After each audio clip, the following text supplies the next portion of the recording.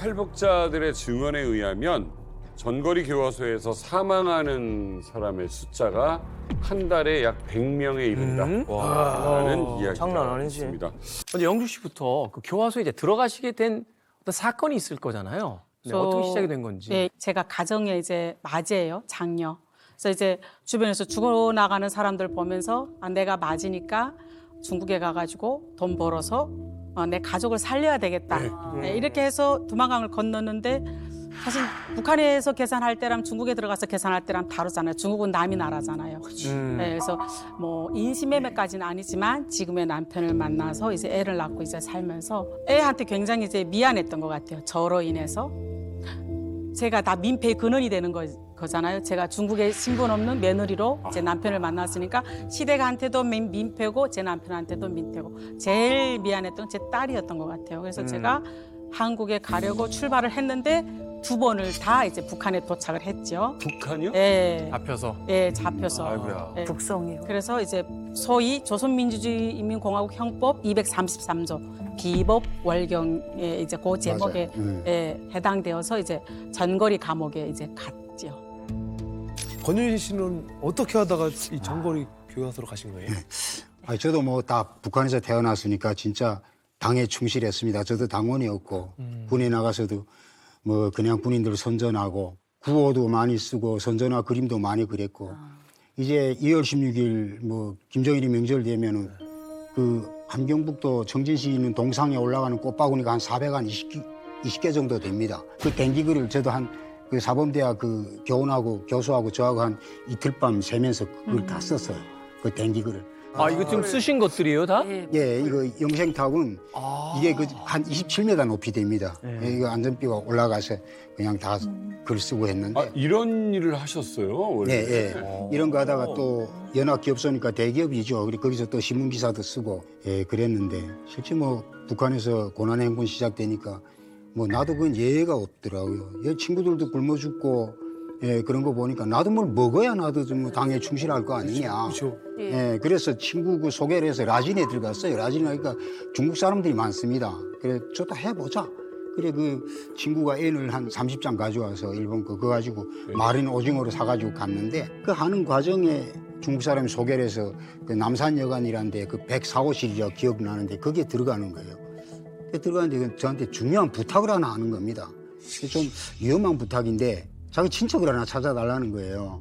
청진에 있는데 찾아주면 내가 사례를 주겠다. 한 2,000불 주겠다. 그러니까 그때 거기서 2,000불이면 대단한 돈이었습니다. 찾아만 달라면 예, 사람 하나 찾아주면. 그래서 저는 오케이, 뭐 찾아줄게. 뭐 북한하고 우리 중국이 친구인데 우리 모사 좀 도와주겠다는데 친구를 도와주겠다는데 내가 그걸 왜 못 찾아주겠니? 그래서 알았다, 찾아주겠다 하니까 처음에 500불 주더라고요.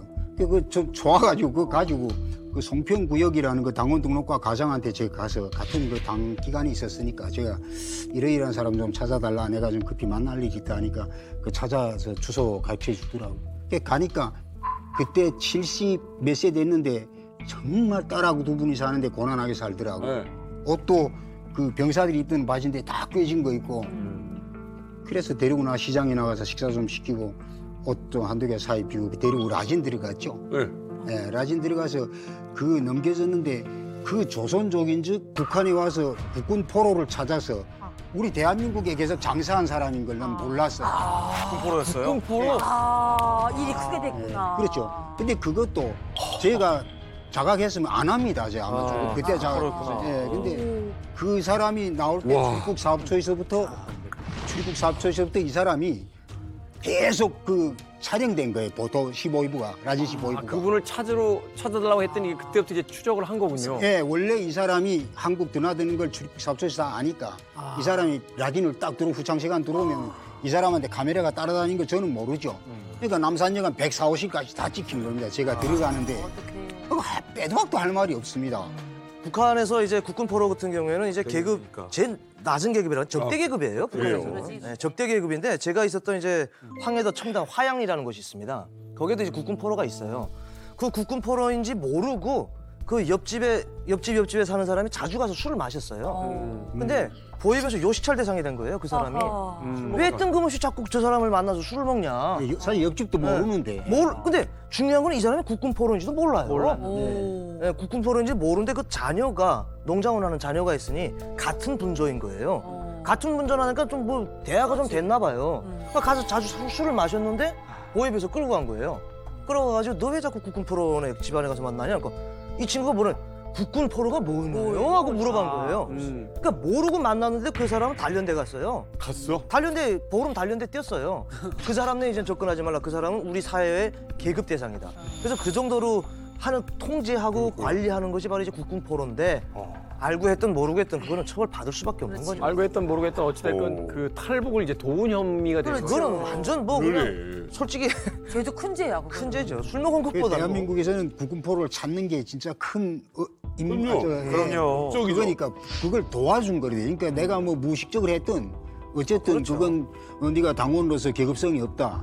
예, 그게 혁명 전통성, 뭐 애국 사회주의 애국성, 뭐 마지막에 네 번째 계급성인데 그 계급성을 내가 뭐 반대했다는 거죠. 그럴 것 같으면 알려줘야 되는데 저 집은 국군 포로네 집이다 하고 알려주지도 않아요. 자, 어쨌든 이렇게 해서 전거리 교화소로 가는 거예요? 어찌됐건 이제 이적 행위를 했다라고 이제 판단을 한 건데 두 분의 뭐 사연은 다르긴 합니다만 어찌됐건 전거리 이제 교화소로 두 분이 가시게 됩니다. 북한에도 죄수복을 좀 입나요? 다 지급되는 건 아니에요. 면회 있는 사람, 없는 사람을 이제 갈라서 이제 지급해 주는데 나는 그 면회 그럼 있어요. 그럼 어떻게 되냐 그러면 신입반에서부터 내 가까운 사람하고 팔 짝짝이 그러니까 이 사람 팔이랑 내 팔이랑 뜯어서 이제 바꾸고 바지가랭이를 이 사람 바지가랭이랑 내 바지가랭이랑 이제 바꾸는 거예요. 그 색깔을 나누는 한 걸로 예, 되려고? 그래도 예. 뭐라고는 안 해요, 그건. 그러니까 그게 뭐랑 이게 정석이에요. 왜냐하면 얘네가 이제 도망치면 사회 사람과 이제 구별하는데 이게 구별이 딱 되니까. 구별이 되잖아요. 사회 사람 이렇게 입고 다니지 않으니까. 예, 그래서 아, 그래서- 그래서 이렇게 해놨던 예, 거예요? 그래서 저희가 그 옷을 까치옷이라고 이렇게 이름을. 예. 까치가 흰색 검은색이니까. 예, 예. 그러니까 이게 그 인민보안성 교화국에서 지시가 내려왔는데 도주를 막는 방법 하나로서 이걸 선택한 겁니다. 그리고 단추를 규정에 못 달게 돼 있죠. 단추를 다 떼고 끈으로 이렇게 묶게 돼 있어요. 그리고 제일 중요한 건 이 카라, 목카라 이게 에리가 없어요. 에리 다 뜯습니다. 그래서 그냥 티셔츠처럼 이게 동그란 거예요. 동복도. 왜 그러는 거예요? 단추. 왜 그러냐면 이게 카라가 있으면 일반 옷이 되니까 그 입고 도주할 수 있다. 그러나 죄수들만 입을 수 있는 목카라가 없고 단추가 없고 이 단추는 먹어서 자살할까 봐. 예, 자살할 수 있는 위험이 있기 때문에 그 단추는 뭐 구루장서부터 다 떼는 게고 그냥 그래가지고 그걸 완전히 사회적으로 구별시키려고 도주 막기 위한 말하자면 그게 이제 그 규정시키는 거잖아요. 그렇죠. 당신들은 이제 사회인이 아니야. 이 교화소에서 살아야 되는 사람이야라는 걸 이제 그런 식의 어떤 상징적인 태도를 이제 주는 건데. 근데 앞서 이야기 들은 것처럼 하나의 촌락이 형성될 정도로 많은 사람이 있단 말이에요. 그 안에서 어떻게 생활을 하게 되는 겁니까? 일가부터 옷가까지 남자가가 있었는데 여자들이 들어가면서 삼가라는 걸 이제 만들고 그러니까 일가, 이가, 남자, 삼가, 여자, 사가, 옷가, 육가까지 남자들. 그러니까 꼭 중간에 여자들이 들어가고 아, 예. 남자들이 쓰던 공간을 저희가 이제 쓰게 된 거죠. 네. 그래서 아까 그림에 이제 나왔잖아요. 빨간 그림 침대로 저도 이제 보니까 아까 좀 울컥하던데 거기 감옥을 새로 만들었어요.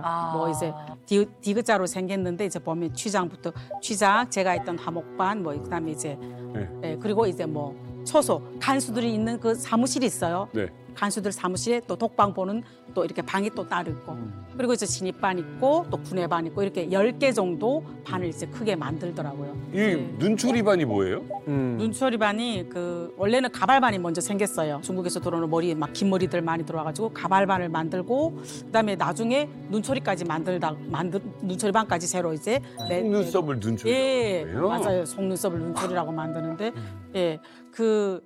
그냥 제가 그냥 기억하는 사람들은 되게 똑같이 우리는 그래도 못 먹어도 바깥에 나가면 되게 활력 있는데 그 반에 있는 사람들은 하루 종일 햇빛을 못 보니까 얼굴이 막 창백하고 예. 그러니까 오히려 감자나 이런 거 하는 게 더 힘든 거 아니에요? 힘든데 바깥에 나가서 공기라도 마음대로 마시잖아요. 근데 이분들은 딱 한정된 안에만 공간에서 이렇게 빼죽게 앉아가지고 계속 가발만 떠야 되고 눈초리만 이제 붙이고 그리고 여기서 뭐 이렇게 등도 좋은 것도 아니고 그러니까 이제 눈을 계속 이러고 봐야 되고 이러니까 사람들이 그냥 보기 똑같은 죄인데 저 사람들 많이 비폐하다 이런 생각이에요. 120명이 그렇게 작은 감방에 있으니까 9평, 10평 되는 공간에 10평에 120명이 네. 들어간다. 야 이만큼이 아니라? 네, 아니 이만큼 아니에요. 한 평에 12명이 들어간다는 얘기예요? 아니 한 평에 12명이 그러니까 한 사람이 한 사람 안고 한 사람이 안고 그러니까. 밥도 앉아 앞에 사람 등 요 사이에서 밥을 먹어야 되고. 아이고. 네. 모두 한 방에서 같이 생활하면 되게 불편할 건데 한 방에서 다 하신 거예요? 네, 한 방에서밖에 할 수가 없었어요. 구조가. 예. 그러니까 중국에서는 계속 잡아내 보내지 여기는 수용 능력이 200명밖에 안 되는데 1년 지나 1,200명 되지 않으니까 한 방에 무조건 120명씩. 좁으면 예. 2층, 3층 그렇죠. 침대를 만들어. 상단을 매지요. 상단. 침대 비슷하게 후임에 이제 나온 것처럼. 예. 뭐야? 위아래를 계속 바꿔서 눕는 거예요. 이거 침대가 이거 군인들도 이렇게 써요. 이거 2층으로 된 침대인데 2층 위로 침대. 2층 침대로 된 거 가지고 올라가서 이제 누워서 잘 올라가자고 수 있게끔 밑에서 돼 자고 있어요. 이렇게요? 예. 근데 왜 머리가 위아래로 있는 건 뭐예요? 지그재그. 이렇게 지그재그예요. 이렇게 이게. 두고 이렇게 놓고. 왜 내 얼굴에 와 있다고요? 여기 머리 그렇죠. 이게 왜 이렇게 눕히는가 하면 이게 규정이 싫은 것 있습니다. 같은데? 먹는 소리하고 사이에서 자기가 범죄했던 말을 못하게 하느라고 아. 그래서 이렇게 눕히는 거예요. 서로 얘기를 못하게. 네, 서로 대화를 공유를 밤에 못하게. 소곤소곤하면 공유를 합니다.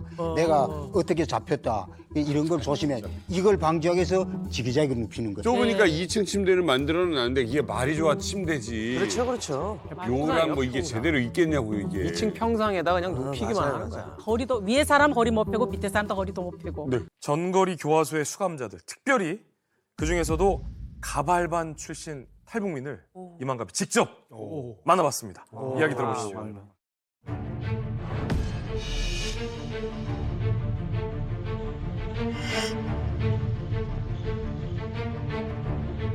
2009년 여름부터 2011년까지 한 2년간 교도소 생활을 했어요. 그래서 가발반이라는 곳에서 나올 때까지 가발을 떴어요. 2009년도 2월에서 2012년도 1월까지 이제 가발반에서 일한 이성민이라고 합니다.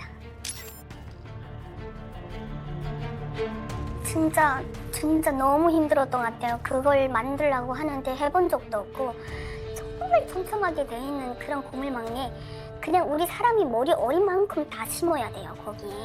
진짜 0.0001mm 정도의 이런 간격으로 돼 있는 곳에 머리카락을 심어야 되는데 그물 씌운 바가지가 있어요. 그 바가지로 계속 맞아야 돼요. 세간이 이렇게 없냐고. 한 올 심으라는데 왜 몇 월씩 넣나 다 풀어라 그러는데 그때가 진짜 그 기술을 익힐 때가 너무 힘들었던 것 같아요.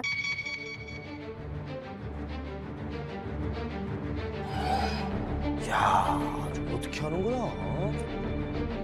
출하되는 날짜가 있는데 그 출하된 날짜를 어기면 안 되거든요. 12시간에서 13시간 정도 평균 그렇게 일을 했고 제품이 많으면 밤도 캤어요. 밤에 막 1시간, 2시간도 겨우 자고 그 제품만 출하시키면 한숨이 나는데 바로 또 제품이 들어와요. 새벽 5시에 기상이 돼가지고 점심시간은 교대제로 밥을 먹고 휴식 시간이 없어요. 애들이 잠을 잘 수가 없어요. 매일과 같이 그걸 떠야 되니까 애들이 막 울어요. 마지막에는 막 너무 힘들어가지고 정말 그런 거를 볼 때 너무 마음 아팠던 것 같아요. 제도를 받아야죠. 선생님이 들어올 때면 이렇게 몽둥이가 있어요. 그냥 아무 데나 다 때려요. 그냥 사정없이. 얼굴도 뭐 때리고 싶은 자기가 그냥 때리고 싶은 것은 마음대로 때리고 왜 이렇게 했더냐. 넌 눈이 안 보여? 이게 뭐, 이거 설명서 못 봤어? 머리카락을 다 어떻게 했냐? 어디 갖다 팔아먹었냐? 이런 식으로. 그래서 그것 때문에 정말 스트레스가 더 많았던 것 같아요.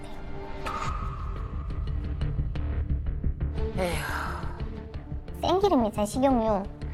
그거를 많이도 아니죠. 막 제품 하나 딱 떨어지면 야, 이번 출하된 제품 중에 누가 고생을 했지 하면 너 몇 숟가락 더 주고 너 몇 숟가락 더 주고 하면서 이름 지목해가지고 몇 숟가락?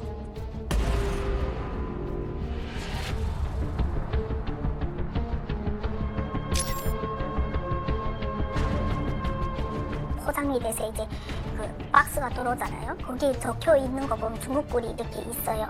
우리 그냥 예상으로 중국하고 하는 거지 않을까. 그리고 달러를 가지고 말하는 거 봐서는 이거 외국하고 하는 것이 아닐까.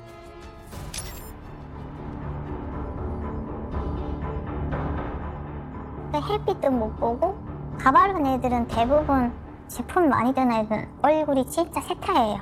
그러니까 이게 햇빛을 못 받아서 몸에서 이렇게 불균형이 생기는 것 같더라고요. 그래서 병이 걸렸는데 제가 괴혈병이라고 걸렸었거든요, 한번. 이게 다리 쪽에 크고 작고 한 알갱이들이 엄청 덕지덕지 이렇게 안에 있더라고요. 그게 혈관들을 이렇게 막아놔가지고 혈액순환을 걔가 방해를 한대요. 그래서 가만히 있다가도 피가 그냥 터지는 거예요. 그래서 그 병으로 그때 제 기억에 한 3명 정도 죽었어요. 근데 저도 그 병에 걸렸다가 거의 한 3개월? 4개월 정도를 걷지를 못했던 것 같아요. 평생 그냥 이렇게 불구로 살아야 되는구나 했었는데 근데 엄마가 면회 오면서 무슨 약을 하나 들여보내줬는데 그때 그 약이 아니었으면 제가 뭐 그 안에서 죽던가 아니면 평생 거치지 못했을 달이 아니었을까 생각이 들긴 해요. 폐령에 있는 정거리 이 수용소에서 굉장히 많은 열악한 환경에서 노동자들이 죽어가면서 그 가발이나 이런 상품들을 만들어내고 있던 거죠. 인간 입장에서는 일을 시켜가지고 외화벌이를 한다면 이거는 더 확장시킬 수밖에 없는 일이네요. 굉장히 정확한 지적이시고요. 북한 나름의 굉장히 나쁘지만 지속 가능한 사업인 거예요. 그렇죠. 그리고 보세요. 무기밀매나 그런 것들이 보통 북한이 외화벌이하는 1등이었거든요. 무기밀매 이제 다 안 되죠. 노동자 파견도 이제 다 막혔죠. 대북 제재를 너무 쉽게 우습게 피해가면서 수천억 대 수익을 지금까지도 낼 수 있는 게 노동자 착취예요. 맞아요. 교화소를 이용한 노동자 착취와 공산품 생산 그리고 중국의 눈가림. 이게 딱 맞아 떨어지는 게 이 나선인 거예요. 전 세계 어디 가나 저런 형태의 생산 그 원가는 없잖아요. 왜냐하면 노예를 통해서 생산되는 거리 그 원가가 뭐가 있어요? 노동력밖에 없는데 노동력이라는 걸 전혀 지불을 하지 않는 시스템입니다. 아니 그러니까 중국이 저기를 딱 선택한 거는 우연이 아니네요. 네. 앞서 잠깐 이야기하셨는데 영주 씨는 이제 식사를 만드는 구내반에 있었다라고 하셨잖아요. 네. 어떻습니까? 작업 환경 뭐 거긴 좀 나은가요? 아니면 똑같나요? 아니요, 뭐 교화소 안에서는 자유로운 것은 단 한 곳도 없지요. 네, 그리고 이제 철창 안에서 있으니까 내가 자의적으로 뭘 할 수 있는 게 없어요. 구내반이라는 게 어떤 연세가 많으신 분들, 바깥에 나가서 출력해서 일할 수 없는 사람들이 구내반에 많이 있고, 그리고 장애인들. 그래서 구내반이 있는데 제가 제일 기억에 남는 게 어떤 거냐면 이제 상하 수도가 이제 고장나서 수도가 지금 안 나오는데 밥은 먹여야 돼요. 그러니까 아침부터 쭉 못 먹었어요. 일요일 날인데.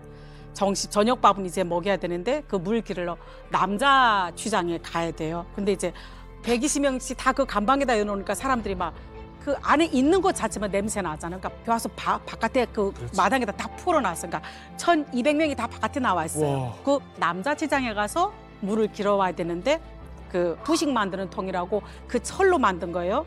그 철로 만든 그 통이 그냥 맨 무게만 20kg가 넘어요.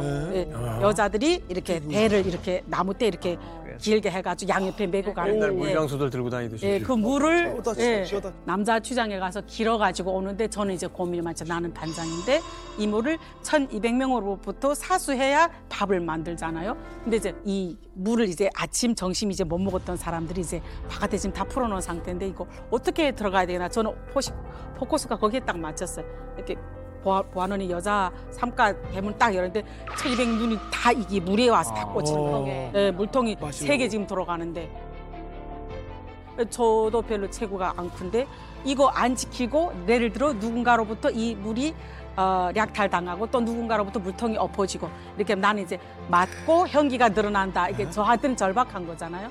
그러니까 이제 진짜 필사적으로 그 물통을 제가 지켰던 것 같아요. 아 물이 없어요 여기 여자 쪽에는? 그러니까 단수가 돼서 그날은 아. 네, 단수가 돼서 밥을 아침부터 못 지었어요. 아침, 점심. 그러니까 막 목은 마르고 네. 다들 이제 본능만 남아 있고. 네, 그렇죠. 물도 못 마시고. 그래서 제가 막 이렇게 도끼를 붙고 여기다 손대는 사람 오늘 죽었어 막 이러면서 갔던 기억에는 참 미안한데 내 상황에서는 그게 절박한 상황. 나는 오늘 이 물통 세 통을 못 지키면 간수로부터 깨지고 그래서 완전 목숨을 걸고 그 물통을 지켰던 상황들도 있고. 물을 지키시려고. 예, 구내반이란 게 아마 그런 것인 것 같아요. 근데 물만 이제 문제가 아니고 이제 저희가 먹는 밥 중국에서 나온 것 같아요.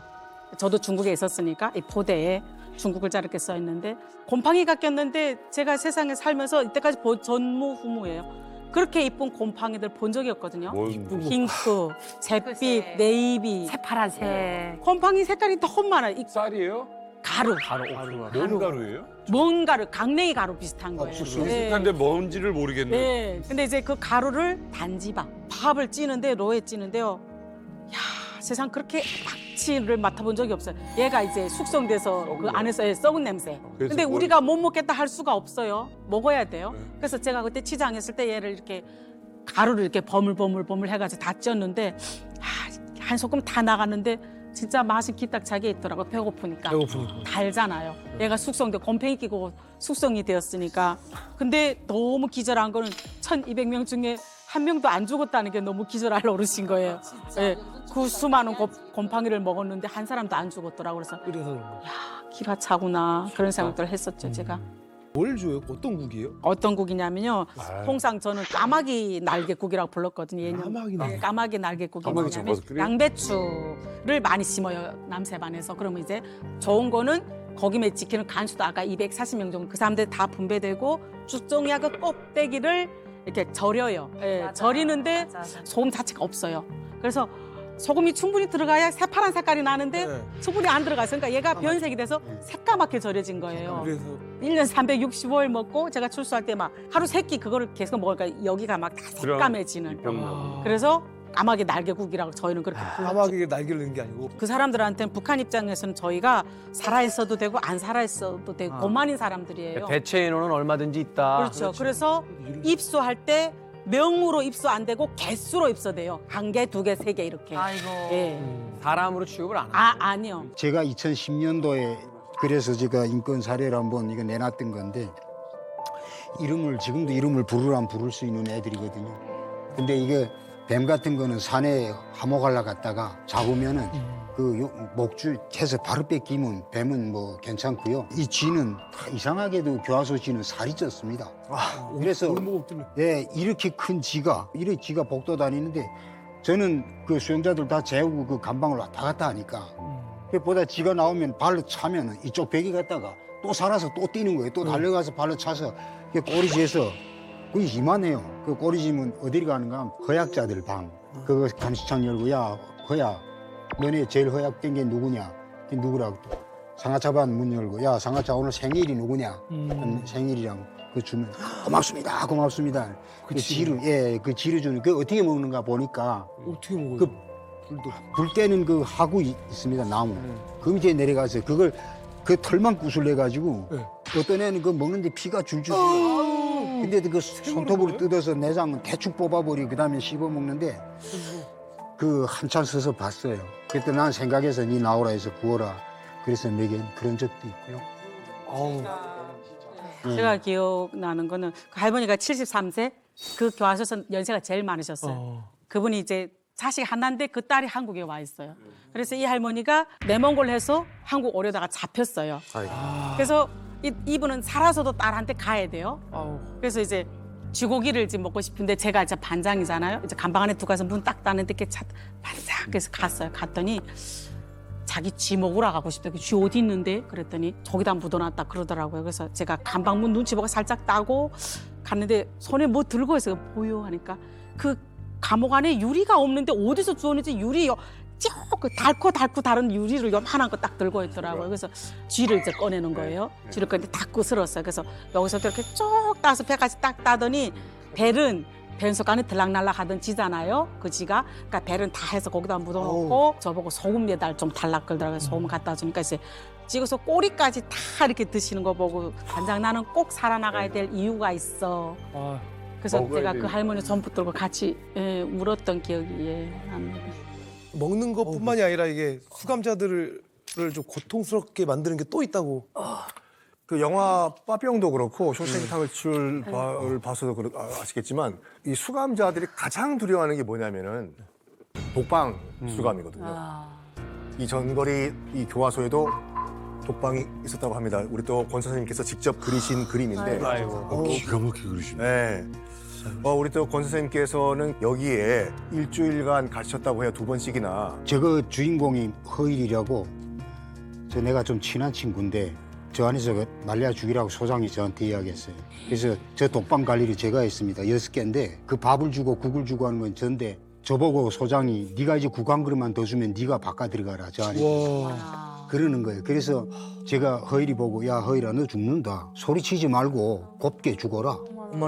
그러니까 얘가 이 철창지고 뭐라는가 하면 지령공 너무하오 그러더라고. 저게 독방밥이라고 장기 쪽 많았습니다. 왕장기 쪽. 그걸 먹기 아까워서 놓고 있으면 지가 와서 먹을 때 딱 잡는 거예요. 그래서 그 지를 먹는 게 오히려 허일이한테는 더 좋았습니다. 근데 이 허일이가 마지막에 눈이 태 나오더라고요. 그래서 내가 야 너 이제 이틀 못 견디겠구나. 이틀이면 네가 게임이니까 조용히 가라 그랬더니 야 이 개X라 50배쯤 수용소에서도 이렇게 안 했다 하니까 그 순복이라고 소령이었어요.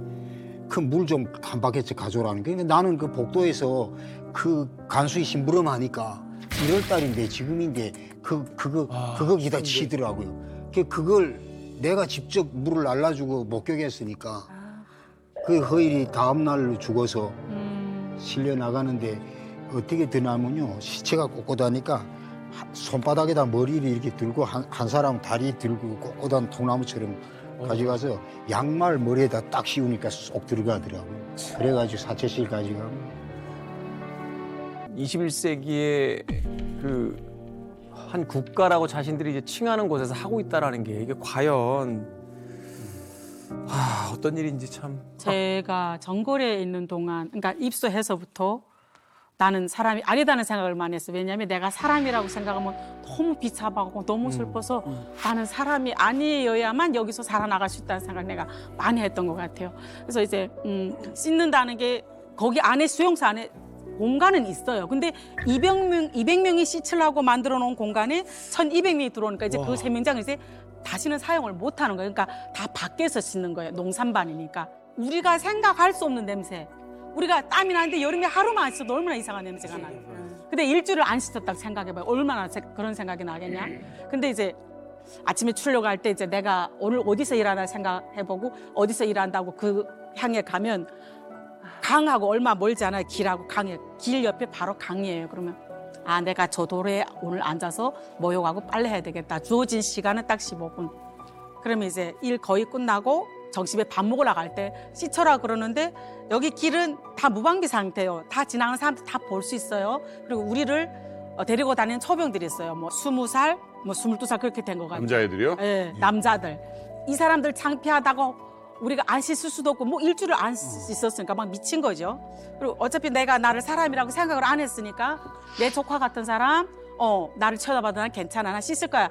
이 시간마저 내가 그냥 흘려보내면 창피하다고 지나가면 못 씻으니까 뭐 이제 씻어라고 소리를 지르면 치약, 칫솔 이제 묻혀요. 그리고 이빨 막 닦으면서 뛰거든요. 내가 봤던 그 장소에. 그럼 딱 도착을 해요. 바지 이거 풀어놨을까 막 벗고 위에 거 이렇게 벗고 그리고 이제 머리 감고 머리 감은 물에다가 옷 버물버물해서 그럼 또 저기서 사람들이 보던 거 말던가 막 씻고. 근데 여름엔 또 괜찮아요. 겨울에는 이제 그 갱변에다 머리를 이렇게 감고 딱 들면 이제 여기에 고드름이 딱 져요. 그래도 씻어야 돼요. 어차피 나는 사람이 아닌데 내가 이 씻는 것마저 포기하면 나는 영원히 사람이 아닌 것 같아요. 씻어야 돼요. 그래서 막 기를 쓰고 씻었던 것 같아요. 제가 책을 냈는데 그때 그날도 항상 제가 미친년이 하루라고 그 제목이 미친년이 하루. 내가 사람으로 살아내야 되지만 미친년처럼 살았던 하루. 저는 여기 한국에 와서까지도 한 5, 6년을 제가 담임했던 선생님이 했던 말. 너네 도망쳐서 만일 성공해서 중국까지 갔다가 중국에서 사고나 죽었다. 시체라도 끌고 와서 이 안에 들여놓는다. 그러니까 그 말이 제가 한 5, 6년 동안 항상 꿈속에서 몸서리 쳐지도록 막 우리가 무슨 그렇게 대단한 죄를 졌다고 이렇게 중국에까지 간 사람을 끝까지 잡아서 시체된 사람까지 이렇게 잡아오나 그런 생각이 들었고요. 제가 입소하기 전에 도망친 사람이란데 아까 말했잖아요. 그 위치가 쌀 이는 박처럼 생겨서 이 사람이 그 다음에 겨울에 잡혔는데 그냥 이제 해골만 이렇게 남았는데 한 정심쯤에 여자 삼가에다 이렇게 눕혀놓고 이제 도주하면 너네들 얘처럼 된다. 교주한 사람을 잡아다 놨어요. 예, 죽었어요. 이 사람 이미. 시신이요? 예, 시신을 가져다가 저희한테 보여주는 거죠. 너네 절대로 정거리 교화소 밖을 나갈 수 없어. 얘 봐. 못 나갔지. 작년에 도망치다 이렇게 눈 속에서 죽은 거 이렇게 가져왔는데 못 도망치며 설사 도망치더라도 얘처럼 된다. 그리고 또 하나는 그분은 전거리 안에서 도망친 게 아니고 외부에 일하러 가다 도망쳤대요. 도망쳤다가 잡혔어요. 근데 어디에 총을 맞았냐면 이 오른쪽 허벅지 여기 맞았는데 정말 거짓말 하나도 안 보태고 폭탄짜리 같았어요. 폭탄. 푹 파. 여기가 그렇게 푹 파이더라고요. 송알짜리가 그렇게 파였더라고요. 뒤에서. 예, 그래서 그 남자 이렇게 땅에 누워 있고 또 1,200명을 다 데리다가 여름에 다 이 사람 주위로 돌아오면 보이고 해서 산 사람이었어요, 죽은 사람? 그 사람은 살아난 상태로 저희가 산 봤어요. 상태로 와서 그걸 네. 보여주고 나중에 죽은 거죠. 중국에서 죽어도 시체를 다시 찾아와서 여기서 그러니까 이제 희망을 없애버리는 거예요. 그쵸. 너희들은 죽을 때까지 여기서 벗어날 수 없어. 그렇죠. 라고 이야기하는 거니까 이게 사실은 사람을 가장 황폐화시키는 거잖아요. 그러니까 내일이 있다는 것을 꿈꿔야 뭔가 의지도 생기고 뭔가 희망이 생길 텐데 그게 아니라 너희는 죽어도 여기를 벗어날 수 없다라고 이야기하는 거. 죽으면은 불만산에 거기 시체를 태우고 가족들한테 알려주지 않아요. 저곳은 전거리 교화소가 있는 본 건물에서 불과 동쪽으로 1km 정도 떨어진 곳입니다. 아주 가까운 곳이에요. 북한 주민들이 이제 불망산이라고 불리는 곳이에요. 불망산. 전거리 교화소에서 사망한 사람들의 시신을 소각하는 화장품. 아이고. 시신을 뭐 묻거나 장사하는 곳이 아니라요. 소각하는 곳이에요. 소각하는 거. 그리고 저 전거리 교화소에는 수많은 증언에 따르면 해마다 엄청나게 많은 사람들이 죽고 있다. 사망자가 발생하고 있다. 화장터가 수용소 옆에 있다는 건 그러니까 모든 공간이라는 건 가장 효율적인 곳에 자리 잡기 마련이잖아요. 그래서 그러면 가까이 있는 거예요. 저 교화소에서 엄청나게 많은 사람들이 그러니까. 죽는다는 것을 반증하는 거잖아요. 그렇죠. 이게 아이고. 그 모습인데요. 이게 철로 이렇게 되어 있습니다. 그리고 이게 뭐 방안처럼 되어 있는 게 아니고 자갈 그 강가에 있는 돌 가지고 한 1.2m 높이 정도로 사방만 쌓았습니다. 지붕은 없어요. 그리고 프레임처럼 이렇게 철로 이렇게 해놓고 이 밑에 하고 위에다가 나무 쌓아놓고 근데 이게 왜 이걸 제가 했는가 하면 제가 지령공이니까 저보고 야 그 힘센 애들 2명 좀 데리고 나와. 그래 나오면 이 구내반 대차라는 거 있어요. 사람이 그 이렇게 자동차 바퀴에다가 구르마처럼 했는데 그 대차에다 시체를 놓고 올라가는데 또 애들은 뭐냐면 저조마다 가겠다는 거예요. 저한테 저를 좀 왜요? 추천해달라. 왜 그러냐면 그거 태우고 내려오면 매내실에 데리고 가서 매내실에서 매내 음식 있는 나머지를 먹여주거든요. 왜 너들이 최고로 가서 그걸 받기 때문에 입단속도 하고 그리고 너들이 그 사람이 타는 냄새도 맡았고 하기 때문에 이거 먹으라 해서 제가 여러 번 위생 조정하고 올라가는데 겨울에는 좀 다루기가 괜찮더라고요. 꽝꽝 얼어가지고 예, 그냥 이게 뭐 들어서 그냥 배차에다 이렇게 실어놓고 그리고 올라갑니다. 올라가면 또 한참 또 경사로 올려 밀고 여기다가 나무 쌓아놓고는 불 질러놓고는 우리는 그 옆에 서서 애들 보고 야 불 떨어진 불 좀 더 올려 나무. 그래놓고 한 반쯤에 탔을 때 가자 하고 내려오거든요. 그러면 빨리 가자. 또 면회실 빨리 가야지. 오직 거기서 떠나면 먹을 생각밖에 없어요. 그럼 내려오면 면회실 와서 즐겁게 먹고 그 들어오는데 다음 날엔 내가 가야 되니까 또 올라가면은 어떻게 해요? 그 시신 처리는? 그냥 빗자루 가지고 처리인데 뼈 같은 거는 다 안 타잖아요. 그게 삽을 가지고 왔던 삽날 이렇게 편데 삽등으로 치면은 그 바가지가 머리 바가지가 박살나죠. 그리고 뼈 같은 거는 발로 다 차서 산에다 이렇게 뿌려버리고. 그냥 그 근처에다가? 예, 그리고 쟤만 그냥 이렇게 빗자루를 쓸어버리고 그냥 내려오고. 거기 북망산은 거기 들어온 사람 다 아는 것 같아요. 아, 나는 죽으면 북망산에 갔다 죽지 말아야 되겠다 이런 생각 이제 많이 하고 있는데 하얀 연기가 올라가고 그 냄새는 막 심리까지 그렇게 송장 냄새가 난다고 그러더라고요. 그 동네 사람들이. 근데 이제 시체 다 안 태우잖아요. 그러니까 이제 거기 관사에 사는 그 개들이 이제 물고 다니거든요. 뼈를. 그 얘기 들었어. 어느 날 갑자기 제가 하목반 다닐 때 막 이제 개가 물고 들어오는 거 사람들이 확 쫓아가지고 뼈를 딱 들고 다니 그러면 아 내가 아는 구미뼈인가 구미야 내가 너 대신 꼭 살아서 여기서 나가서 네 복수해주마. 그래서 일부러 그 뼈를 제가 밟으면서 지나갔어요. 너한테 너가 이렇게 당하고 내가 얘기 꼭 할게. 약속, 무언의 약속. 그리고 또 어느 날 막 손톱 같은 게 보이면 아 이게 또 내 손으로 눈 감겼던 아무개 엄마 손톱인가? 이런 생각하면서 내가 여기서 반드시 살아나갈게. 그런 생각들을 많이 했던 것 같아요. 그 삶이 너무 힘드니까 어떤 때는 막 죽고 싶을 때 제가 군에반에 있었다고 그랬잖아요. 그러면 사체가 나가는 날을 제가 일부러 가서 사체 나갈 때를 항상 지켜서 봤어요. 요만한 틈으로. 미라예요, 미라. 시체 나르러 온 사람도 미라고 저 안에 누워있는 사람도 미라예요. 네. 사람 미라가 죽은 미라를 이제 끌고 가는데 힘이 없으니까 이제 시체 들고 가다 딱 떨구잖아요. 그럼 뭐 툭 떨어져서 뭐 다리나 팔이 딱 떨어지면 그래 절대로 죽으면 안 돼. 이런 생각을 하면서 제가 거기서 저를 추스른 거죠. 이렇게 사람이 영원히 사는 건 아니잖아요. 누구나 언제나 죽잖아요. 근데 아 여기서 내가 사느라고 아득바득 애쓰지 말고 죽어야 돼. 이렇게 생각했다가도 그거 보면서 안 돼. 절대로 죽으면 안 돼. 여기서 살아나가야 돼. 그러면서 버텼고 내가 중국에 갔던 것도 내 선택이 아니라 아사로 밀려서 거기를 갔는데 결혼한 것도 내 선택이 아니잖아요. 근데 애는 낳았어요. 내가 책임을 져야 되잖아요. 근데 내가 이 아이한테 안 미안한 거는 살아서 나가는 게 안 미안한 거예요. 아, 엄마. 엄마의 존재를 그대로 엄마의 자리를 그대로 만들어주는 거. 예. 그렇게 해서 버텨낸 것 같아요.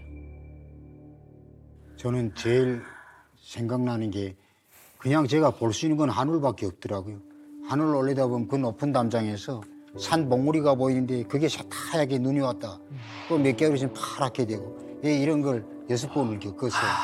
그걸 올려다보면서 언제 난 동그란 밥상에 앉아서 밥을 먹어볼까. 이런 생각을 하면서 꼭 살자. 살아서 15년 제가 형기를 받고 감형이 되는구나. 7년을 감형하고 그 뒤 2년 4개월 남았는데 마지막 대사 때 제가 제일 특기 모범으로 나왔습니다. 토론하고. 형기단 그건 교도소장이 좀 교도장이 거죠? 저보고 다 수용자들 모아놓고 고맙다고 토론해라. 그래서 저는 정말 생각하면 어처구니가 없죠. 여러분들 저처럼 열심히 일해서 빨리 개순돼서 나오기를 기대한다고. 저는 오늘 장군님 배려받고 이렇게 나간다고.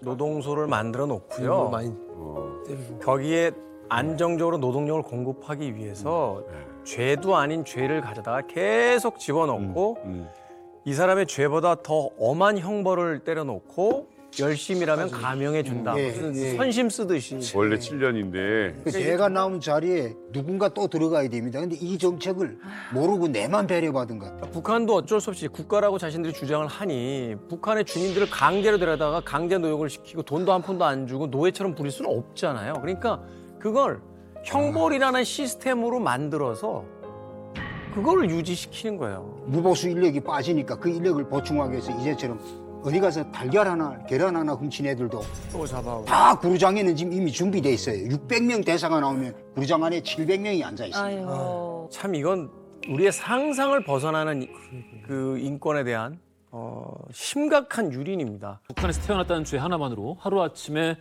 바로 이 지옥 안으로 끌려간 9살 소년, 이름은 요한. 이 요한의 이야기 들어가 보겠습니다.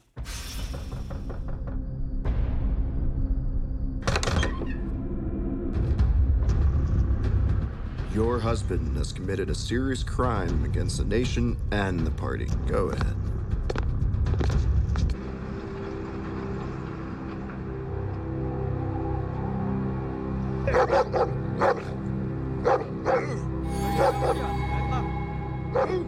빨리 해, 빨리.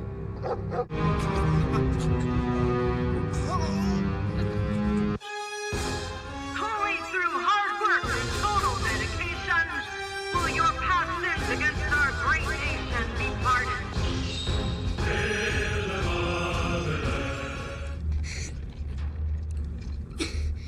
Don't screw up, newbie. If you don't reach the quota for the day, we all get punished. I'll do my best. They conceived children here in the camp when they were supposed to be. What is he saying? Those poor women were raped by guards. That's my mom. Ready? Oni! Hey. Fire.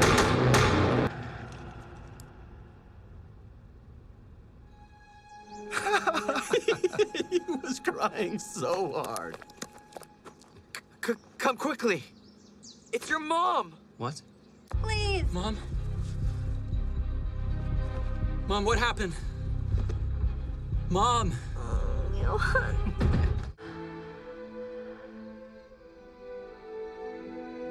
Or the total control zone. Insu. That's way too dangerous. Johan can make the trip. The space is tight.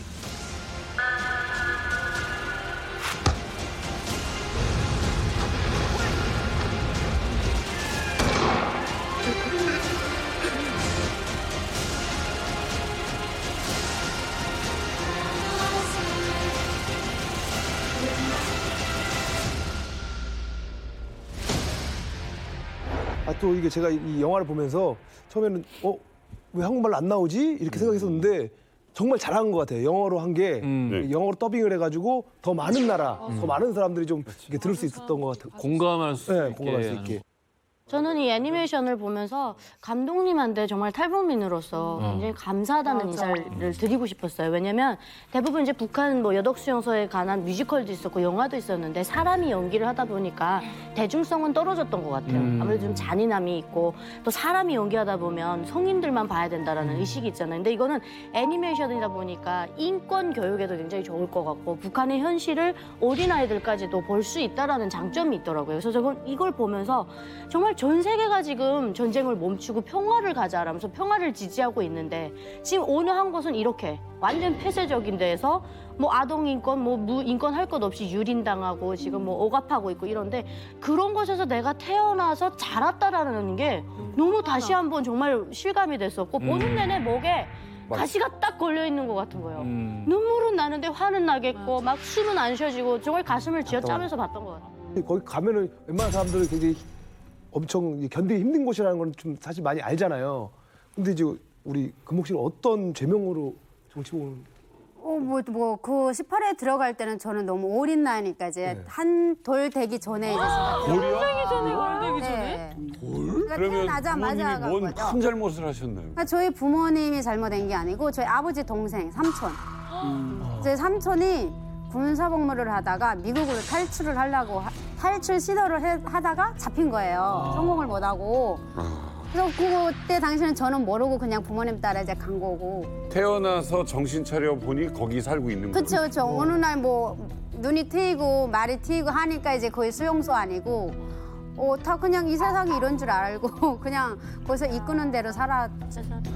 아기가 1살짜리 아이가 뭘 한다고 거길 들어가겠죠? 돌잔치를 하기 전에.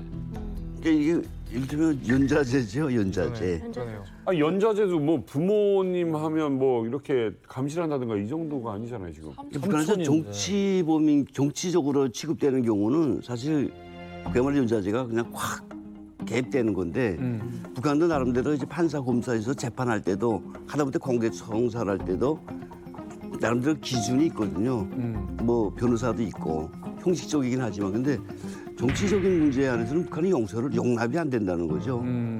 법을 초월하는 소위 그 정치범들은 법을 초월하는 정치적인 기준에 따라서 하기 때문에 지금 우리 금옥 씨 같은 경우에는 삼촌이 소위 탈북 이것 때문에 이렇게 했다는 거 아닙니까? 부디 탈북이 아니라도 체제에 반하는 행위라든가 얘기를 했을 때는 아직도 연자제는 시퍼렇게 살아있죠. 이 어떻게 보면 북한 체제를 유지하는 핵심 수단이라고 봐요. 북한의 정치범 교화소라는 건 어떻게 보면 김부자의 화풀이하는 곳이에요. 우리 체제 예를 들어서 정치범이 얼마나 웃긴 거냐면 신발을 신었는데 오늘 하루 신고 나갔는데 밑장이 끊어진 거예요. 야 이거 우리나라 이렇게밖에 못 만들어 이거? 야 그럼 남조선 애들 보라 얼마나 제품이 좋던 이러면서 정치범이에요. 그렇지. 김부자를 비판한 거죠 체제를. 그렇기 때문에 김부자의 오로지 그 화풀이 체제 유지를 위해서 정말 죄 없는 사람들 다 갖다 몰아넣고 그냥 뭐 화풀이 하는 거죠. 북한 주민들도 이런 정치범 수용소의 존재를 알고 있나요? 모르는 사람이 더 많습니다. 몰랐어요? 학교에서 가르쳐준 적 없어요. 네, 저도 학교에서는 배운 적이 없어요. 사실은 북한에서 이제 학교 학생들한테는 가르치지 않는 이유가 있는 것 같아요. 이 사회주의 체제가 지상낙원이라고 가르쳐야 되는데 이렇게 니네가 말절 못하면 이런 데 가둬놔야 된다. 이거를 가르치면 이 지상낙원이라는 세뇌가 없어지는 거잖아요. 그렇다 보니 저희 같은 학생들한테는 가르치지 않았던 것 같아요. 근데 어른들은 알고 있는 어른들이 있어요, 간혹. 언뜻 생각을 하기에 정치범 수용소 같은 존재 같은 거는 적극적으로 정권 차원에서 알려서 사람들로 하여금 어떤 그 내부 검열을 통해서 좀 조심하게 만들고 말 한마디 조심하게 만들고 서로를 감시하게 만들고 이런 데 응용할 것 같은데 애초에 그거를 알리지 않는다? 그 이유가 있어요. 이제 국제사회의 눈치를 북한이 좀 보는 맞죠. 건데 북한 공식적으로 없다고 하죠. 정치범 수용소는 없다라고 해요. 없다고 하죠. 우리는 이제 노동교화소만 있다라고. 그렇죠. 노동교화소 근데 알죠. 정치범 수용소는 국가보위부 산하에서 있는 거고 노동교화소는 이제 사회안전부 산하에서 있는 건데 하도 이제 국제사회가 북한 인권에 대해서 이제 규탄 결의를 하니까 북한이 정치범 수용소를 김정은 시대에 들어서 줄이긴 했어요. 근데 최근 들려오는 소식에 따르면 줄여는 놨는데 정치범 수용소에 가둘 놈들은 많은 거예요. 김정은 정권에서 봤을 때. 그래서 그 사회안전부 산하에 있는 노동교화소를 사실상 정치범 수용소로 숨겨서 운영을 하고 있다라는 저는 첩보도 좀 들었거든요. 국제법상 정치범 수용소 자체가 위법이에요. 위법이죠. 그런데 러시아도 있고요. 중국도 빤하게 운영하고 있고요. 미얀마도 북한도 있고 미얀마도 있고 다 가지고 있거든요. 그러니까 이런 게 국제법이 너무 유명무실한 거예요.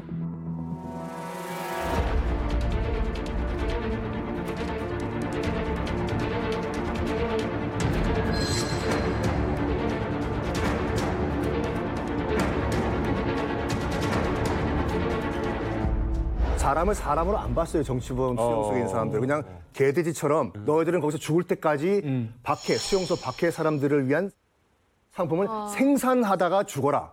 그것이 생존의 유일한 이유다. 생산하다가 죽어라. 생산하다가 죽어라. 너희들은 사람이 아니라 부품이다. 거기 보면 그 얘기 나오잖아요. 그 아까 밀다가 할당량 무채물이 처벌받는다고. 맞아. Don't screw up, newbie. If you don't reach the quota for the day, we all get punished. I'll do my best. 그게 이제 노르마라 그러는 거예요. 노르마 말 많이 써요. 그 군락에서 쓰던 말이거든요. 예. 노르마. 딱 하루에 채워야 할 할당량이 딱 있어요. 그걸 채우지 못하면 처벌을 받거나 아니면 식량을 못 받아요. 굶어야 되거나 이런 거거든요. 근데 그 제도가 이제 들어간 거예요. 수용소에서 가장 큰 표창은 표창 결혼이라는 제도가 있어요. 표창 결혼? 그 안에서 어차피 밖으로 못 나가니까. 그래서 뭐 탄광에서 일하든 농촌에서 일하든 일을 잘하면 한 개 수용소 1년에 몇 쌍씩 표창 결혼을 시켜준다. 결혼을 못 하거든요, 그 안에는. 결혼을 못 한다. 못 합니다.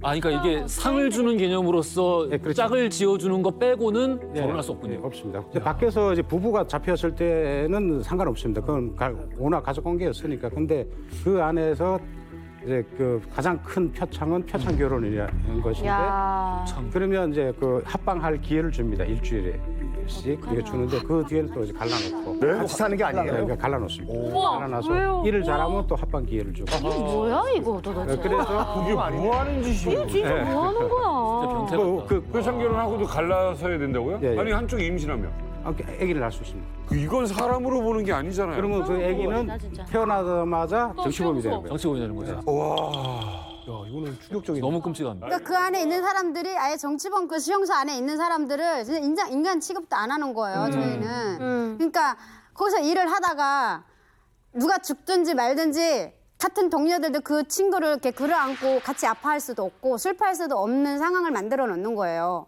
혹시 표창 결혼 말고 안에서 젊은 남녀가 서로 자연스럽게 이렇게 서로 마음을 통하게 되면 어떻게 됩니까? 그럼 처벌을 받고요. 처벌받나요? 네, 처벌받는데 이제 여자가 임신을 했을 때 상대가 남자가 누구냐에 따라서 운명이 결정이 되는데요.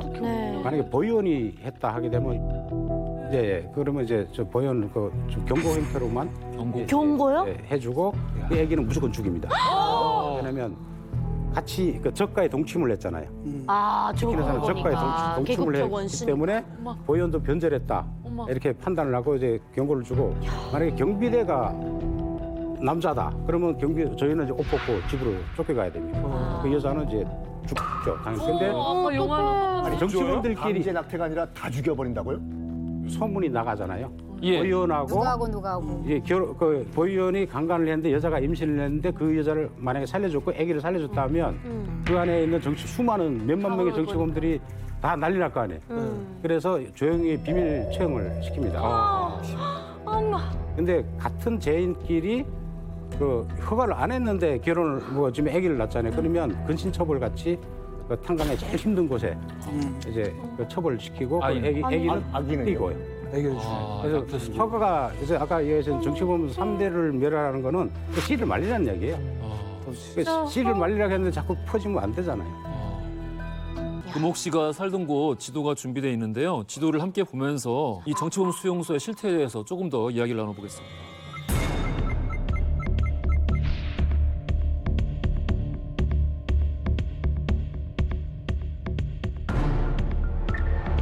지도를 보니까 지도만 봐서는 수용소인 줄 모르겠어요. 안에 뭐 학교도 있고 성당도 있고 말씀하신 문화회관도 있고. 네네. 이게 울타리가 쳐 있는 감옥은 아닌 거네요. 마을 울타리 안에 간부 사택도 있고 농장 사택도 있고 탄광 사택도 있고 모든 거를 자체적으로 생산을 해서 자체적으로 쏘고 다 밖으로 내보내기도 해야 되기 때문에 모든 게 다 있어요. 학교가 있다고요? 학교 있어요. 어떻게? 학교도 그냥 하나가 있는 게 아니라 예.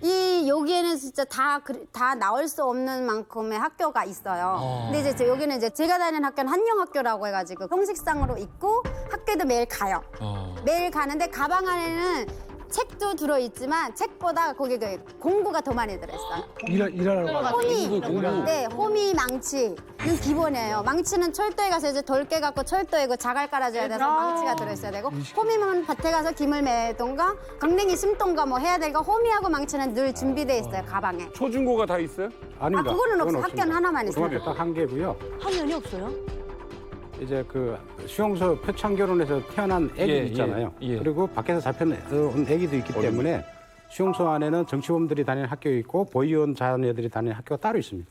그 안에도 계급을 딱 나눠. 그리고 박금옥 씨가 있던 곳은 사연전성의 수용소지만 이게 아마 혼합이 돼서 이제 살았던 것 같아요. 근데 보이부는 딱 경계가 딱 되어 있습니다. 보이원들과 경비대원들이 사는 가족말이 따로 있고 제수들이 사는 마을로 딱 들어서 이 사이에는 철조망이 딱 쳐져 있고요. Good afternoon. Good afternoon. Shut up, you half-pig Jap. Grunt like a pig. Do it, Johan. Grunt!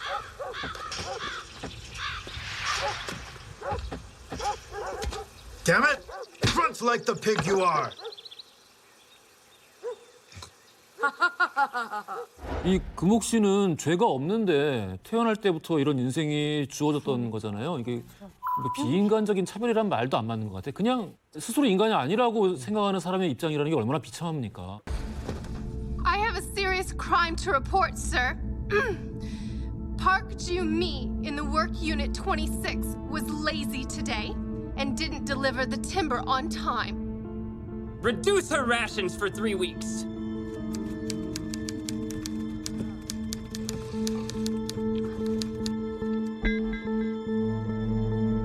탄광일을 해봤어요? 저는 탄광일 이제 아버지가 이제 탄광일을 했었으니까 자동으로 저는 탄광을. 아버지가 탄광일하면 딸도 자녀들도 무조건 탄광으로 없어요. 선택권이 없어요. 어린 여자애가 그 조그만 애가 무슨 힘이 있다고 탄광일을 할 수 있어요? 아버지 엄마 자체도 사람이 아닌데 저 같은 게 무슨 사람이겠어요.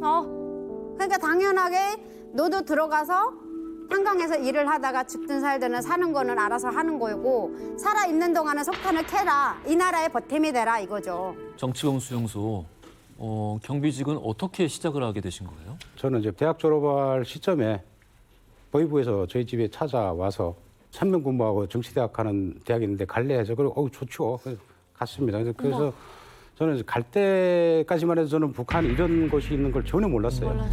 그래서 그 수용소가 왜 비밀 보안에 굉장히 철저하냐면 왜 부대는 어떻게 표시를 했냐면 조선인민경비대 몇 군부대로 돼 있습니다. 아까 저기 애니메이션에도 그렇게 나왔어요. 군부대로 나왔어요. 그래서 군부대로 나왔어요. 네, 그래서 그리고 이제 북한도 이제 정치범 수용소가 없다고 이야기하잖아요. 북한은 정치범 수용소는 용어 자체가 없어요. 안 씁니다. 그래서 그리고 들어갔는데 저는 굉장히 많이 놀랐어요. 11호 수용소가 이제 세상에 이런 것도 있나. 그래서 딱 들어가니까 북한 영화에 남한을 비방 중상하는 영화들이 많습니다. 네. 거지 많고 무슨 그렇겠죠. 꼼수리. 엄마, 웃지 마. 엄마. 멍이야, 내가 갔다 올게.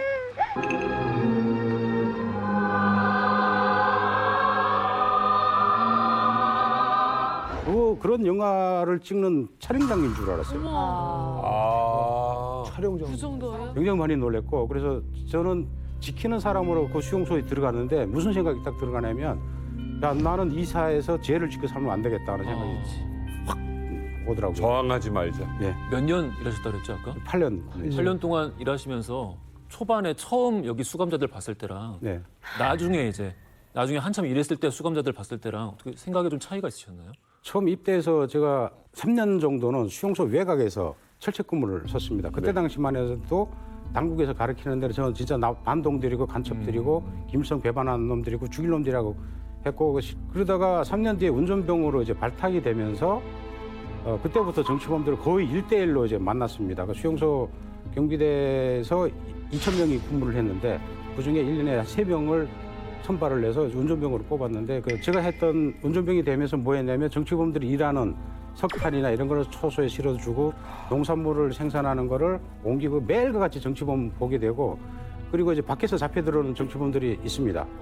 이제 많이 실어올 때는 기차를 싣고 들어오거든요. 네, 그러면 차량이 부족해요. 그럼 저희도 나가서 이제 인수인계해서 데리고 들어오고 너 왜 잡혀 들어왔냐 물어보면 대부분이 그래요. 집에서 잠자고 있는데 갑자기 보이브 들이닥쳐서 차에 싣고 내려놓은 곳이 이 수용소고 수용소 안에 들어왔더니 나는 무슨 얼굴도 모르는 누구와 무슨 할아버지가 무슨 죄를 졌는데 그 죄를 내가 갚아야 된다. 이런 이야기를 하는 거예요. 그래서 아니 우리는 나쁜 놈이라고 배웠는데 본인들이 몰라요. 아니 이건 뭐지 하고 그때부터 약간 좀 의문점이 생겼고 네. 그때부터는 그 동종보다는 때리지 말아야 되겠다 그런 생각을 많이 했고요. 아니 이게 죄 모르고 3, 4, 5년, 6년을 거기 있는 사람들이 진짜 너무 많다는 거죠. 평생 있는 거죠. 평생이죠. 아니 안명철 씨가 직접 목격한 이 북한 정치범 수용소의 실상을 그림으로 이렇게 그리셨다고 하는데 한번 보실까요?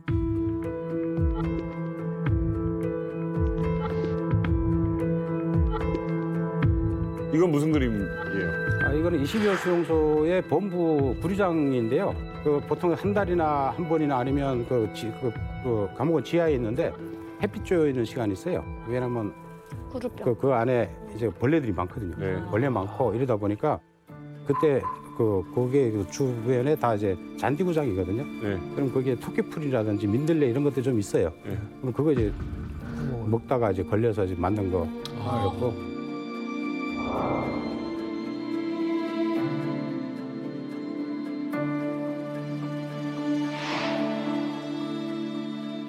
이게 굶다 보면은 결국 이제 죽는 사람도 나오는 것이고 안에서도 굶어 죽는 사람 많이 보셨죠? 금옥 씨는 이 정도는 아니었어요? 저희 가족이 다 저기 한 번씩 들어갔다 왔거든요. 근데 그때 지금 저거 보니까 그림을 보니까 너무 생동해가지고 그때 상황이 생각나가지고 맞아요, 진짜 많이. 그냥 진짜 많이가 아니라 그냥 죽지 않을 만큼 때려요.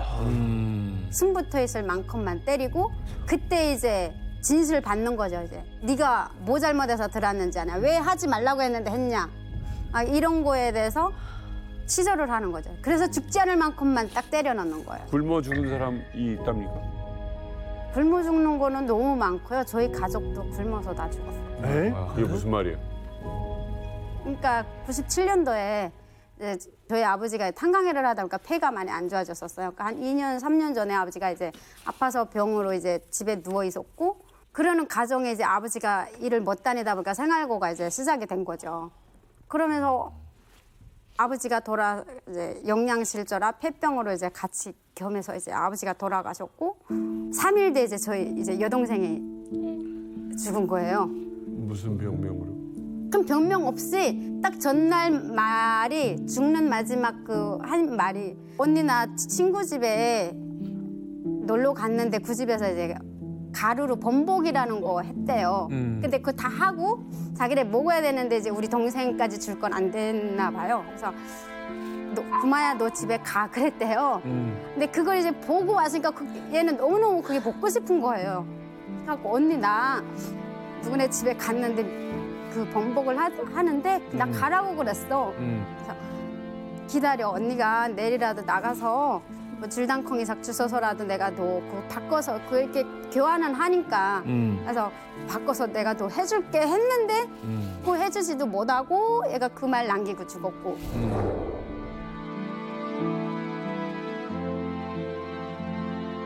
그게 제일 가슴 아파요. 그 번복 하나를 못 해줘가지고.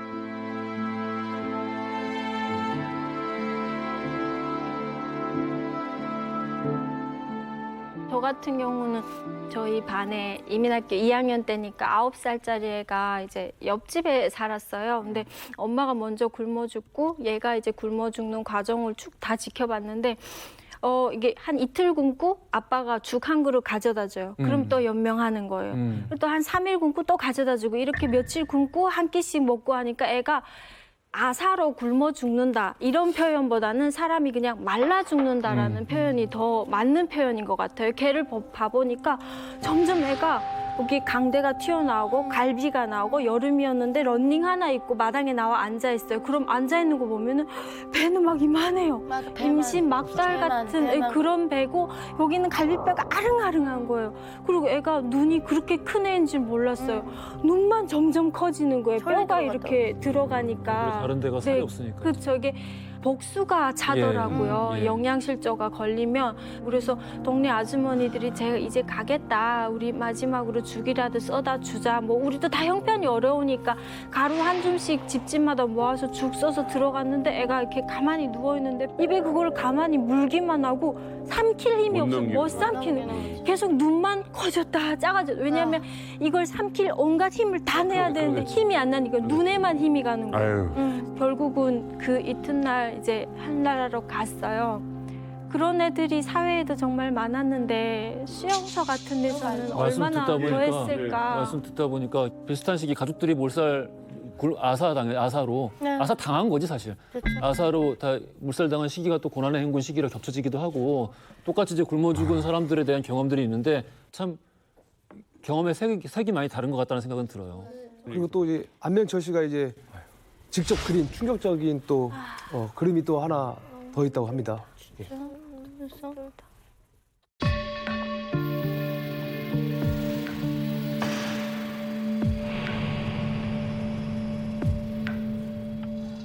이거 어떤 그림입니까? 이거는 아까도 말씀드렸지만 이제 입대 3년이라고 이제 저희 경비대에 차출이 돼서 갔는데 갑자기 10년이 돼버렸고 그러다 보니까 경비대 군인들 중에서도 좀 멘붕이 와 있었고 그리고 저희가 사상교육 받는 것 중에 가장 중요한 게 도망가는 정치범 잡으면 조기에 대학 보내주고 입당시켜준다 하니까 군복무하기 싫으니까 이제 일부러 저희가 이제 순찰을 이제 나갑니다. 철책에 저기 철책 항상 순찰 나가는데 실탄이 다 있으니까요. 나가다가 그리고 정치범들은 무조건 5인조씩만 움직입니다.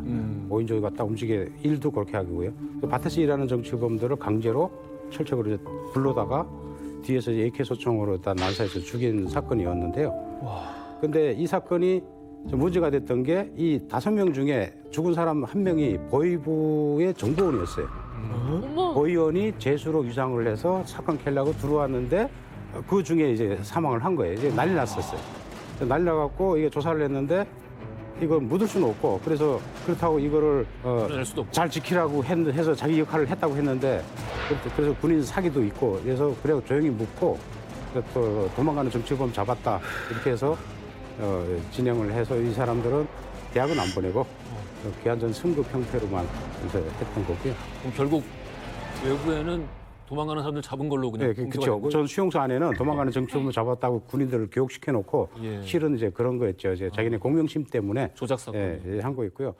또 이제 하나가 제가 입대해서 그 6개월 만에 있었던 건데 제가 13호 동포 수용소에 있었습니다. 그때 이제 잠복 근무를 이제 나갔었는데 잠복 근무인데 잠복 초소는 어디에 있냐면 수용소의 각 마을과 마을 사이에 이동을 다 통제를 합니다. 근데 요 사이에 이제 저희가 땅 파고 들어가서 밤새 그 이동 인원이 있나 없나 이거 지키는데 수용소는 10시부터 5시까지는 통행 금지예요. 사이렌 딱 울리면 이제 못 다닙니다. 근데 보통 정치범들 한 4시 반쯤에 일어나서 다시부터 일해야 되니까 일어나거든요. 근데 그날은 한 3시 반 됐는데 이제 움직임이 있어요. 그래서 먼저 갔던 그 조장이 보고 이제 AK를 3발 쐈습니다. 그래서 현장에 가서 랜턴 비쳤는데 남자 정치범이었는데 그 호미로 쥐구를 이제 파고 있더라고요. 파고 있는 거를 이제 쥐구멍이요? 쥐잡으려고 지금 하는 거를 이제 했고 그래서 보고를 해서 이제 그 도망가는 정치범 잡으려고 했다. 그래서 보고가 돼서 김 대장은 입당을 하고 김천 종합대학에 갔습니다. 사실 여기 가장 단백질을 보충할 수 있는 게 쥐밖에 없고 쥐하고 뱀밖에 없는 거야, 개구리가. 유일한 거예요. 야, 근데 이 포상에 눈이 멀어서 그러게. 이거 너무 궁금한데 똑같이 생긴 같은 인간이잖아요. 근데 아무리 말로 머리로 얘들은 사람이 아니고 짐승보다 못한 존재라는 말을 교육을 받는다 할지언정 정말 사람이 아닌 것처럼 느껴질까요? 계속되고 반복적인 세뇌 교육과 사상 교육을 받게 되면 그렇게 보입니다. 저도 적으로 봤고요. 인정해요. 일단은 북한은 사상이 우선이니까 김 부자에게 반대했던 적이다고 생각하니까 보위부 입장에서는 당연히 적으로 생각을 했습니다. 실제로 이제 자기 아버지를 싸죽인 게 있어요. 그러니까 그 아버지를 왜 싸죽였냐면 북한에서 정치적인 생명을 육체적 생명의 윗자리에 놔요. 그러니까 이 목숨은 그냥 육덩어리로만 보는 거예요. 근데 왜 싸죽였냐면 아버지가 알고 봤더니 6.25 전쟁 때 뭐 그 미국놈 편에 서가지고 신천 땅에서 이제 사람들 다 싸죽였대요. 근데 나중에 이제 그걸 얘가 알게 되거든요. 그래서 이제 총을 들고 와가지고 자기가 군대를 못 가요. 왜 못 가냐고 봤더니 정치적으로 걸려서 군대를 못 간다 하거든요. 그러니까 그 총을 가져와서 아버지를 싸죽이는 걸 저희한테 계급적 교양 자료로 보여주면서 하는 말이 좋은 사례로. 그렇죠. 그러니까 장군님을 위해서는 자기 부모도 쏘라라고 하면서 하는 말이 저희가 붉은 청년군의대를 갔는데 어떠한 친구한테 총을 안 주는 겁니다. 나무 막대기만 주는 거니까 이 친구가 저도 총 주세요 선생님 하니까 정말 욕을 했어요. 야, 내가 너한테 총 주면 그 총구가 나한테 올 거 아니냐고. 너는 앞으로 군대 못 간다고. 너는 계급적으로 문제 있는 애야. 저희가 있는 앞에서 그렇게 얘기를 하거든요. 철조망이 나왔어요. 어릴 때는 아니면 뭐 지금 탈출할 때는 철조망 같은 걸 넘으셨어요? 네, 저도 이제 전날, 그러니까 내일 탈출을 한다면 오늘 밤에 초저녁에 가서 거기에는 이제 그 밤나무가 되게 많았어요. 밤나무 뒤에 이제 숨어서 이제 기다리다가 주변에 이제 소리가 조용해지면은 다시 가서 손으로 이제 또 그 땅을 파는 거예요. 근데 거기는 철조망 사이사이에 울리는 딸랑 방울이 있어요. 그래서 하나가 울리면 쫙 연결이 돼갖고 그 초소까지 간대요. 그래서 그 철조망을 넘으려고 밤새 거기서 왔다 갔다 하면서 그걸 땅을 판 거예요. 주변만 조용해지면은 또 나가서 이제 땅을 파고. 손으로 그걸 밤새 그렇게 해서 새벽 몇 시인지는 몰라. 그냥 날이 밝았어요. 날이 어둑어둑하게 날이 밝아올 때 그때 탈출을 시도해서 성공했어요. 손으로 파서? 네, 손으로 파야지만 왜냐면 거기에 내가 뭔가를 건고를 들고 가면 아까도 제가 얘기했지만 인간 CCTV인 거예요. 잡힌 적은 없어요? 잡히지는 않았어요. 2번을 탈출했는데 2번 다 성공을 했고 근데 한 번은 나갔다가 식구들 때문에 왔어요. 또 식구들이 굶어 죽을까 봐. 그 나간 게 그냥 뭐 아무 생각 없이 맹목적으로 나간 게 아니라 그 나가서 청진이라는데 이제 저희 그 친삼촌이 되게 잘 산다고 제가 이제 듣고 있었거든요. 이제 목적지가 거기로 해가서 거기 가서 강냉이 밥도 제대로 먹고 옷도 신발도 모든 게 우리 사는 환경보다 훨씬 좋은 거예요. 청진이라는 데가 그 중국하고 아마 좀 가까웠었나 봐요. 그래서 제가 못 보던 옷들도 있고 뭐 이제 못 먹어보던 쌀도 막 있고 하니까 이제 눈이 이제 나도 돌아간 거죠. 근데 먹는가 동시에 그냥 막 눈물이 나는 거예요. 나는 이렇게 먹고 있는데 엄마는 집에서 굶어 죽었는지 뭐 살아있는지 나올 때 감자 매달하고 이제 옥수수가루 있는 거를 보고 나왔으니까 이미 떨어진 지도 오래됐을 거라는 게 예상이 되고 하니까 다음날 삼촌보다 이제 다시 돌아갈 테니까 뭐뭐 좀 준비해 주세요. 이제 한 거예요. 근데 그때 당시 삼촌 못 가게 했어요. 그 삼촌 엄마랑 가지 말아라. 죽는다. 네. 걸리면. 진짜 가지 말라고 붙잡고 너라도 살려야 되겠다고 진짜 가지 말라고 했는데 그걸 뿌리친 거예요. 진짜로 엄마만큼 가족이 동시에 죽는 걸 이제 목격을 했으니까 이 가족을 살려야 된다라는 생각밖에 없는 거예요. 죽어도 같이 죽고 살아도 같이 사는 거다 하고. 그래서 오는데 철조망을 이제 다시 넘어야 되잖아요. 근데 그 짐을 갖고 넘을 수 있는 조건이 안 되는 거예요. 그래서 생각을 막 그 5만 가지 생각을 다 하고 오는데 다행히도 운이 좋게 저희 학교에서 머리가 엄청 좋아갖고 대학교 순천대학교를 나간 애가 있었어요. 근데 그 친구를 만난 거예요. 그 초소 앞에서. 그래서 그 모든 말은 다 할 수는 없으니까 야, 네 지금 통행증이 없으니까 너가 이렇게 해가지고 좀 들어가자 해서 집에 들어오는 데까지는 성공을 했어요. 했는데 엄마가 웃긴 게 오늘 들어왔는데 하루 쉬고 나는 그 다음 날에 이제 직장에 나가려고 했어요. 근데 엄마가 너무너무 이게 교과서대로 사시는 분이니까 오늘 밤에 들어갔는데 엄마가 내일 출근을 해서 얘기를 한 거예요.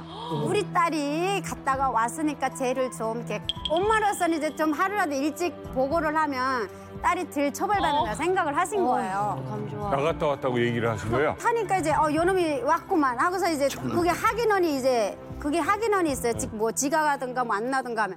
근데 그 확인원이 둘이서 이제 데리러 온 거예요, 저를. 그리고 이제 갔어요. 갔는데 팔을 이렇게 딱 잡아 엎어뜨려 놓고 그다음에 한 사람은 곤봉하고 한 사람은 가죽 격대를 막 때리는 거예요. 근데 어느 정도 이제 때리고 나더니 얘가 이제 얼굴이 반반해가지고 이런 짓을 한다고 이렇게 돌아다닌다고 하면서 그러면서 그 벤치 갖고 오라고 하더니 벤치를 그냥 이렇게 빼는 게 아니라 벤치를 그냥 이렇게 빼는 게 아니라 이렇게 해서 이렇게 돌려서 빼는 거예요. 이렇게. 네, 이렇게 돌려서 빼는 거예요. 이렇게. 네. 생리를요? 네. 생리욕이 앞에가 그래서 이게 지금 깨져 있어요, 그게. 그렇게 해서 정신을 잃은 상태에서 이제 일어나 보니까 집이 없고 이제 거기에서 이제 엄마랑 언니가 이제 펑펑 울고 있는 거죠. 나중에 다시 탈출을 하게 된 거네요. 그래서 다시는 이제 이렇게는 안 살겠다 하고 탈출을 했죠. 저는 이제 궁금한 게 이제 안명철 선생님께서 정치범 수용소 4곳을 이제 돌아다니면서 하시잖아요. 이 북한에서 어떻게 보면 경비병에 대한 감시도 굉장히 좀 삼엄할 것 같은데 어떻게 이렇게 탈출을 하신 거예요? 탈북하게 된 이제 계기는 당시 20여 수용소 근무할 때였는데요.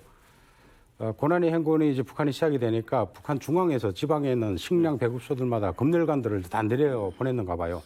그러니까 저희 동네에서도 저희 부친이 최고 책임자고 하니까 검열하는 과정에 당연히 쌀이 없죠. 그러니까 이제 막 추궁을 받으니까 부친이 술 한잔 하시고 지금 북한에 쌀이 없는 게 밑에 간부가 쌀 없어서 그런 거 아니다. 다 위에서 잘못한 거 아니냐. 그리고 식량 배급 제도가 잘못된 거 아니냐. 이거를 한마디 하셨대요. 근데 이거는 이제 북에서 굉장히 큰 거죠. 그렇죠. 그러고 나니까 이제 건드렸네. 부친이 보이고 불려다니면서 조사를 받던 과정에 너무 화가 나. 부친이 당 비서만 30년 하셨어요. 너무 화가 나서 운동 자결을 하셨어요. 그러고 나니까 북한은 이제 죽은 자는 말이 없잖아요.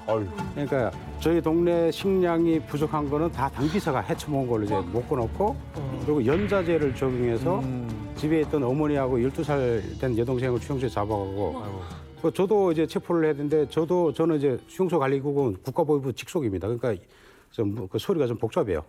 인원 이동하는 거. 그래서 요 시간이 좀 있었고 그래서 저는 그거 알고 당연히 찾아갔습니다. 혈서 써들고 저는 김정일 장군에게 충성하겠다 했더니 돌아온 답변이 딱 그 한마디였어요. 그 아버지 그 아들이다. 그래서 그때야 이제 정신이 번쩍 든 거죠. 그 안에서 만났던 사람들이 왜 잡혀 들어왔는지 그때 내가 당하고 나니까 아는 거죠. 그래서 그리고 저는 수용소 안에 상황을 몰랐으면 있었어요. 너무 잘하니까 못 느꼈더라고요. 그래서 결국은 탈북을 결심했고 탈북을 하자니까 제가 그때 만났던 그 정치범 오누이 형제가 있는데 박구목 씨처럼 2살 때와 4살 때 잡혀드는 오누이가 있었는데 이 두 친구를 제 트럭에 태우고 무장을 한 상태에서 수용소를 이제 탈출해서 나오던 가족의 이제 추적이 있잖아요. 추격. 당연히 비상 걸리죠. 이 친구들은 이제 겁을 먹고 중간에서 도망갔고 저만 이제 수용소를 그 철책을 밀고 나와서 차를 밀고 나와서 중국에 넘어와서 무사히 이제 대한민국까지 왔는데 그때 당시 수용소 보호와 경비 저희 동료들이 완전 무장하고 중국 연결까지 다 들어왔어요. 그리고 아직도 중국 변방대와 안전국에 제 기록이 아직 남아 있다고 합니다. 그래서 그 보위원들이나 경비대도 마찬가지입니다. 정권에 의해 이용당하고 또 정권에 의해 피해를 받는 거는 그래서 저는 북한 체제는 김씨 일가를 제외한 모든 사람은 가해자가 됐다 피해자도 하루아침에 될 수 있는 구조다.